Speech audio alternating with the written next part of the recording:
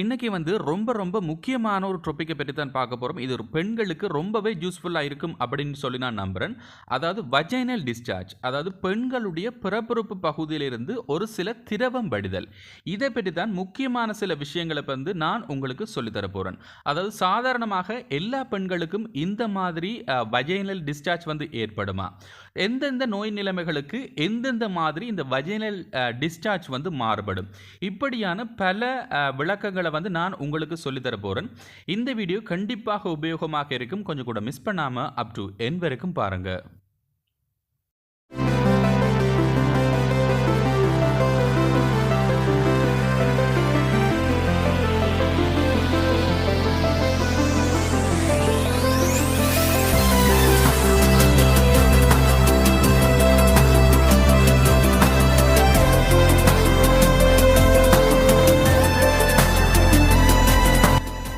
Hello friends, வணக்கம். இது நம்மளோட ஸ்டார் லேபரட்டரி.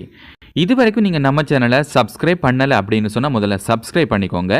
அதோட பக்கத்தில் இருக்கிற பெல் ஐக்கனை மறக்காமல் உடனே கிளிக் பண்ணிக்கொள்ளுங்க. வாங்க இன்னைக்கான வீடியோக்குள்ளே போகலாம். முதலாவது விஷயம், இந்த வஜைனல் டிஸ்சார்ஜ் அப்படின்னு சொன்னால் என்ன?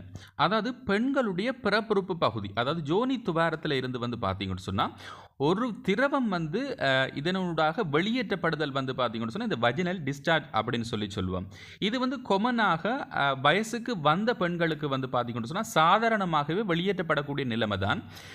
இது பார்த்தீங்கன்னு சொன்னால் கிளியர், அதாவது வெள்ளை நிற திரவமாகவோ அல்லது நிறமற்ற திரவமாகவோ சாதாரணமாகவே பார்த்தீங்கன்னு சொன்னால் இயற்கையாக வெளியேற்றக்கூடிய ஒரு நிலைமை தான். இதை பற்றி அதிகமாக நீங்கள் worry பண்ணிக்கொள்ள தேவையில்லை. அதாவது உங்களுடைய அந்த பிறப்புறுப்பு பகுதியில் இருக்கக்கூடிய அந்த சில வகையான கழிவுகளை அகற்றுவதற்கு இந்த மாதிரி திரவம் வடிதல் கொமனாக நடக்கக்கூடிய ஒரு விஷயம்தான். சில பெண்களுக்கு ஓவிலேஷன் டைம், இந்த டைமிலே பார்த்தீங்கன்னு சொன்னால் இந்த திரவம் சாதாரணமாகவே வெளியேற்றப்படும். ஆனால் ஒரு சில சந்தர்ப்பங்களில் இந்த அளவு மாறுபடுதல், அதாவது நியமமாக இருக்கக்கூடிய அளவிலும் பார்க்க அதிகளவாக திரவம் வடிதல் அல்லது இந்த கன்சிஸ்டன்சி, அதாவது திரவத்தினுடைய தடிப்பு தன்மை மாறுபடுதல், கலர், அதாவது நிறங்கள் வெவ்வேறு விதமாக மாறுபடுதல், ஒருவேளை சிவப்பு நிறத்திலேயோ அல்லது மஞ்சள் நிறத்திலேயோ பச்சை நிறத்திலேயோ அல்லது பிரவுன் கபில நிறத்திலேயோ பார்த்தீங்கன்னு சொன்னால் வெவ்வேறு கலரில் காணப்படுமாக இருந்தாலும் இது கொமன் கிடையாது. சில சந்தர்ப்பத்தில் அதிக அளவான துர்நாற்றம், வெறுக்கத்தக்க மனமெல்லாம் சில பேருக்கு காணப்படும். இது பார்த்தீங்கன்னு சொன்னால் சில வகையான இன்ஃபெக்ஷனுடைய ஒரு அறிகுறியாக கூட இருக்கலாம். ஸோ கண்டிப்பாக ஞாபகம் வைத்துக் கொள்ளுங்க, உங்களுடைய இந்த பகுதியிலிருந்து சாதாரணமாகவே நீர் போன்று அல்லது மெல்லிய வெள்ளை நிறத்தில் நியம அளவில் வெளியேறும் அப்படின்னு சொன்னால் அது கொமனான ஒரு சிம்டம்ஸ் தான். இதை பற்றி அதிகமாக நீங்கள் worry பண்ணிக்கொள்ள தேவையில்லை. சரி, இதனை தவிர எந்தெந்த நோய் நிலைமைகள் ஏற்படுகின்ற சந்தர்ப்பத்தில் எந்தெந்த மாதிரி இந்த வஜைனல் டிஸ்சார்ஜ் மாறுபடும் அப்படின்றத நான் உங்களுக்கு இன்னைக்கு சொல்லித்தர போகிறேன்.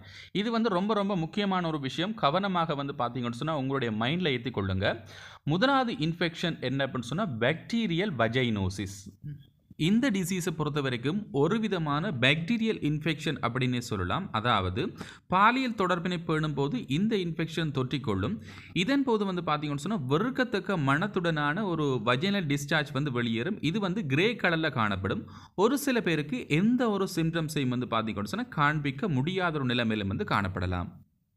இரண்டாவது நோய் நிலைமை ட்ரைகோமோனியாசிஸ் அப்படின்னு சொல்லுவோம். இது ஒரு விதமான பாரசைட், அதாவது ஒட்டுண்ணியால் ஏற்படக்கூடிய ஒரு தொற்று நோய்.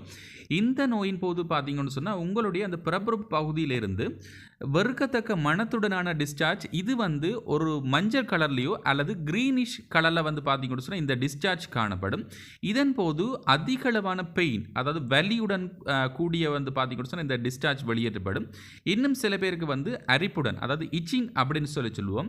இதனை தவிர பெயின்ஃபுல் யூரினேஷன், அதாவது சிறுநீர் கழிக்கும் போது அதிகப்படியான எரிச்சலும் இந்த நோய் நிலைமையின் போது காணப்படும்.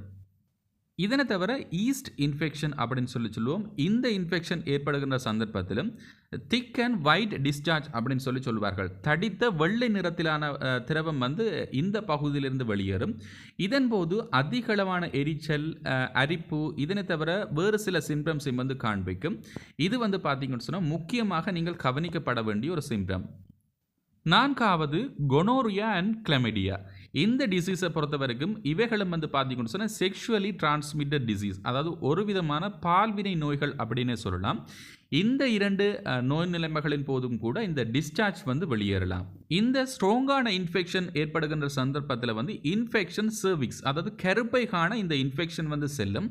இதன் போது வந்து பார்த்தீங்கன்னு சொன்னால் மஞ்சள் நிறத்திலோ அல்லது பச்சை நிறத்திலோ அல்லது மேகமூட்டம், அதாவது க்ளவுடி அப்பியரன்ஸில் வந்து இந்த வஜைனல் டிஸ்சார்ஜ் வந்து வெளியேறலாம். இது வந்து பார்த்தீங்கன்னு சொன்னால் கவனிக்கப்பட வேண்டிய டிசீசஸ்.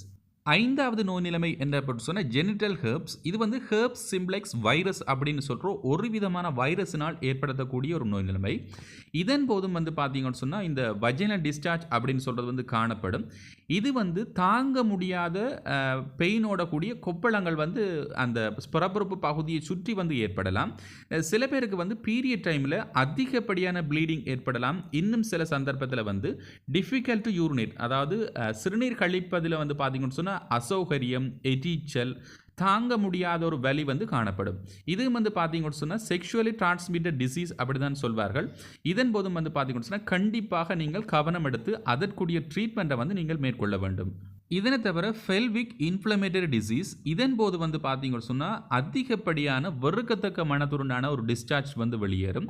இதுவும் முக்கியமாக கவனிக்கப்பட வேண்டியது என்ன அப்படின்னு சொன்னால் பாலியல் தொடர்பின் பிற்பாடோ அல்லது மென்ஸ்ட்ருவேஷன், அதாவது உங்களுடைய மாதவிடாய் காலங்கள்லையும் வந்து பார்த்தீங்கன்னு சொன்னால் அதிகப்படியாக இந்த டிஸ்சார்ஜ் அப்படின்னு சொல்கிறது வந்து வெளியேற்றப்படும். இதுவும் வந்து பார்த்தீங்கன்னு சொன்னால் நீண்ட காலமாக இந்த கிளமிடியா அல்லது கொனோரியா இந்த மாதிரியான செக்ஷுவலி டிரான்ஸ்மிட்டட் டிசீஸுக்கு ஒருவேளை நீங்கள் ட்ரீட்மெண்ட், அதாவது சிகிச்சை முறைகளை நீங்கள் எடுத்துக்கொள்ளாத போது நீண்ட காலமாக இருக்கின்ற சந்தர்ப்பத்தில் இந்த நிலைமையை ஏற்படுத்தும்.